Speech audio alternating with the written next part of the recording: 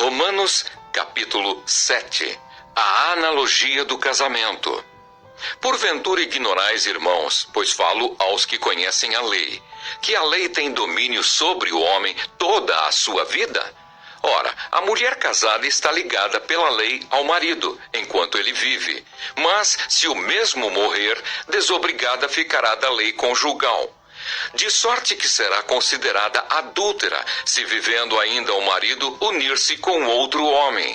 Porém, se morrer o marido, estará livre da lei e não será adúltera, se contrair novas núpcias.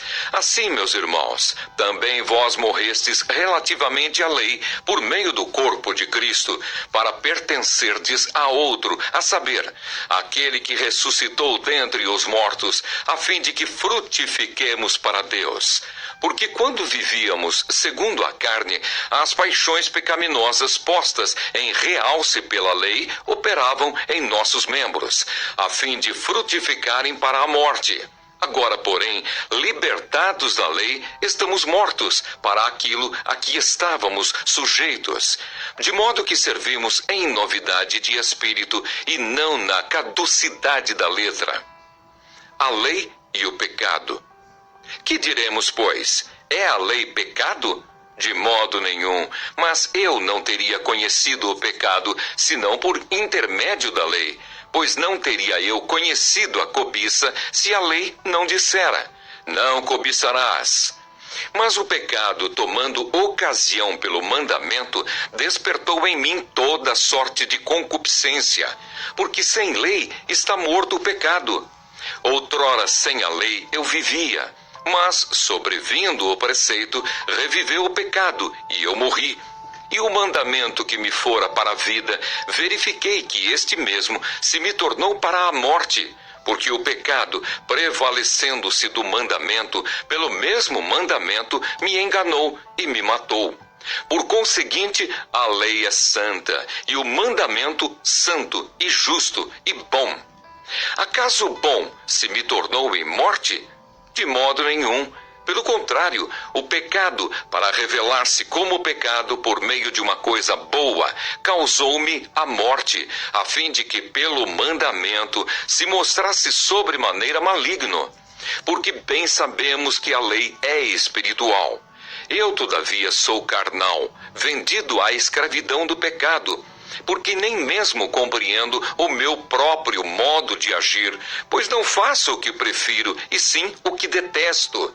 Ora, se faço o que não quero, consisto com a lei, que é boa. Neste caso, quem faz isto já não sou eu, mas o pecado que habita em mim. Porque eu sei que em mim, isto é, na minha carne, não habita bem nenhum, pois o querer o bem está em mim, não, porém, o efetuá-lo. Porque não faço o bem que prefiro, mas o mal que não quero, esse faço. Mas se eu faço o que não quero, já não sou eu quem o faz, e sim o pecado que habita em mim. Então, ao querer fazer o bem, encontro a lei de que o mal reside em mim. Porque no tocante ao homem interior, tenho prazer na lei de Deus. Mas vejo nos meus membros outra lei que, guerreando contra a lei da minha mente, me faz prisioneiro da lei do pecado, que está nos meus membros. Desventurado homem que sou, quem me livrará do corpo desta morte? Graças a Deus por Jesus Cristo, nosso Senhor. De maneira que eu, de mim mesmo, com a mente, sou escravo da lei de Deus, mas, segundo a carne, da lei do pecado. Romanos, capítulo 8. Nenhuma condenação. O pendor do Espírito. Agora, pois, já nenhuma condenação há para os que estão em Cristo Jesus. Porque a lei do Espírito da vida, em Cristo Jesus, te livrou da lei do pecado e da morte. Porquanto o que fora impossível à lei, no que estava enferma pela carne, isso fez Deus, enviando o seu próprio Filho em semelhança de carne pecaminosa, e no tocante ao pecado, E com efeito, condenou Deus na carne o pecado, a fim de que o preceito da lei se cumprisse em nós, que não andamos segundo a carne, mas segundo o Espírito. Porque os que se inclinam para a carne cogitam das coisas da carne, mas os que se inclinam para o Espírito, das coisas do Espírito. Porque o pendor da carne dá para a morte, mas o do Espírito para a vida e paz. Por isso, o pendor da carne é inimizade contra Deus, pois não está sujeito à lei de Deus, nem mesmo pode estar. Portanto, os que estão na carne não podem agradar a Deus. Vós, porém, não estáis na carne, mas no Espírito, se de fato o Espírito de Deus habita em vós. E se alguém não tem o Espírito de Cristo, esse tal não é dele. Se, porém, Cristo está em vós, o corpo, na verdade, está morto por causa do pecado, mas o Espírito é vida por causa da justiça. Se habita em vós o Espírito daquele que ressuscitou a Jesus dentre os mortos, esse mesmo que ressuscitou a Cristo Jesus dentre os mortos, vivificará também o vosso corpo mortal, por meio do seu Espírito que em vós habita. Filhos e herdeiros. Assim, pois, irmãos, somos devedores, não à carne, como se constrangidos a viver segundo a carne. Porque, se viverdes segundo a carne, caminhais para a morte. Mas, se pelo Espírito mortificardes os feitos do corpo, certamente vivereis. Pois todos os que são guiados pelo Espírito de Deus são filhos de Deus. Porque não recebestes o espírito de escravidão, para viverdes outra vez atemorizados, mas recebestes o espírito de adoção, baseados no qual clamamos, Abba, Pai. O próprio Espírito testifica com o nosso espírito que somos filhos de Deus. Ora, se somos filhos, somos também herdeiros, herdeiros de Deus e co-herdeiros com Cristo. Se com ele sofremos, também com ele seremos glorificados. Os sofrimentos do presente e as glórias do porvir. Porque para mim tenho por certo que os sofrimentos do tempo presente não podem ser comparados com a glória a ser revelada em nós.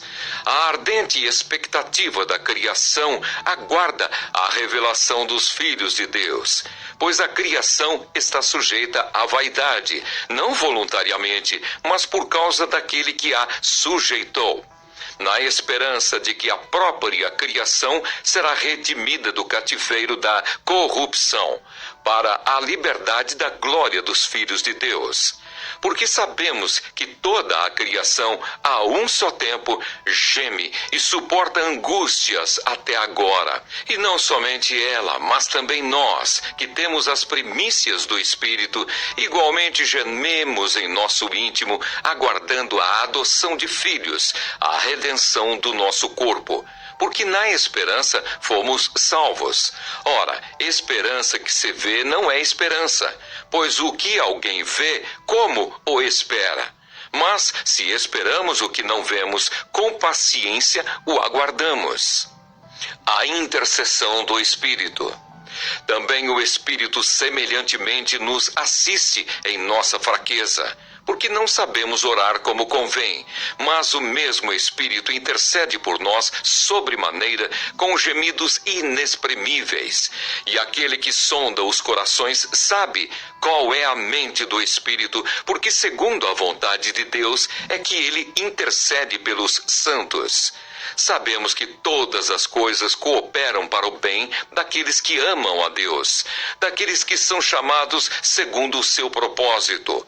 Porquanto aos que de antemão conheceu, também os predestinou para serem conformes à imagem de seu Filho, a fim de que ele seja o primogênito entre muitos irmãos. E aos que predestinou, a esses também chamou. E aos que chamou, a esses também justificou. E aos que justificou, a esses também glorificou. As provas e a certeza do amor de Deus. Que diremos, pois, à vista destas coisas? Se Deus é por nós, quem será contra nós? Aquele que não poupou o seu próprio filho, antes por todos nós o entregou, porventura não nos dará graciosamente com ele todas as coisas? Quem intentará acusação contra os eleitos de Deus? É Deus quem os justifica. Quem os condenará? É Cristo Jesus quem morreu, ou antes, quem ressuscitou, o qual está à direita de Deus e também intercede por nós. Quem nos separará do amor de Cristo? Será tribulação, ou angústia, ou perseguição, ou fome, ou nudez, ou perigo, ou espada? Como está escrito: por amor de ti, somos entregues à morte o dia todo. Fomos considerados como ovelhas para um matadouro. Em todas estas coisas, porém, somos mais que vencedores por meio daquele que nos amou.